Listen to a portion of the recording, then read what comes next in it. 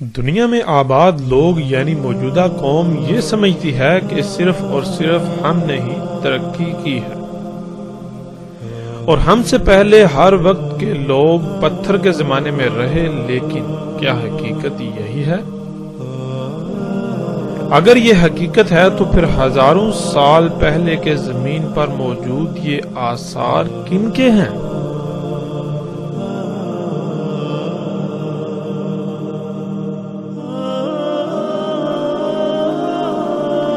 ایسے آثار کہ اگر بات کی جائے صرف مصر میں موجود 4000 سال پہلے کی تعمیر شدہ مثلث نما عمارتوں کی، تو آج دنیا کے بڑے بڑے نامور سائنسدان، تحقیقاتی ادارے، یونیورسٹیاں وغیرہ یہ بتانے سے قاصر ہیں کہ ان کی تعمیر کیسے ہوئی، کیونکہ آج موجودہ ٹیکنالوجی سے بھی ایسی عمارتوں کی تعمیر ناممکن ہے۔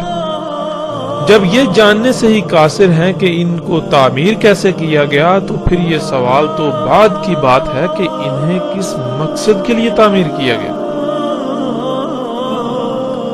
قرآن میں اللہ سبحانہ وتعالی یعنی خالق کائنات یہ کہتا ہے کہ جو قومیں تم سے پہلے زمین پر آباد تھیں وہ ان مشینوں، ایجادات اور تمام تر وسائل میں تم سے بہت بڑھ کر تھیں، یہاں تک کہ تم ان کے 10% کو بھی نہیں پہنچ سکتے۔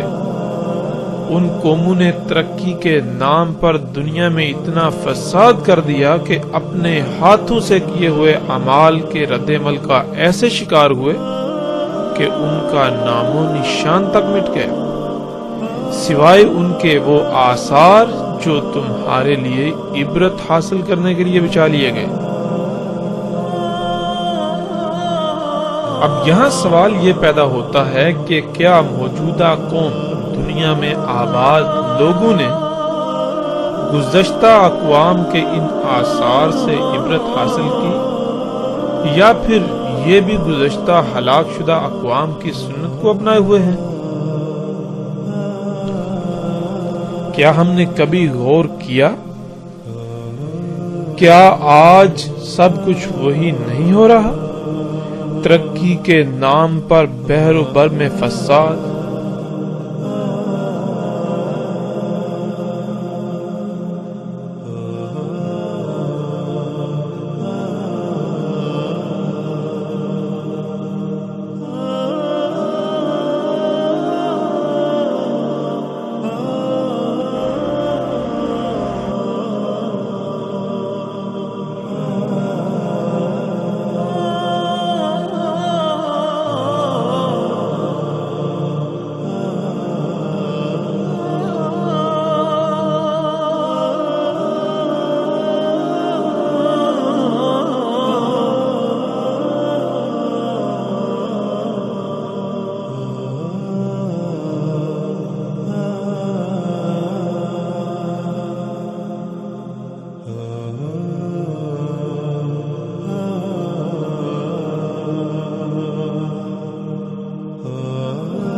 تو پھر موجودہ قوم کا انجام کیا ہوگا؟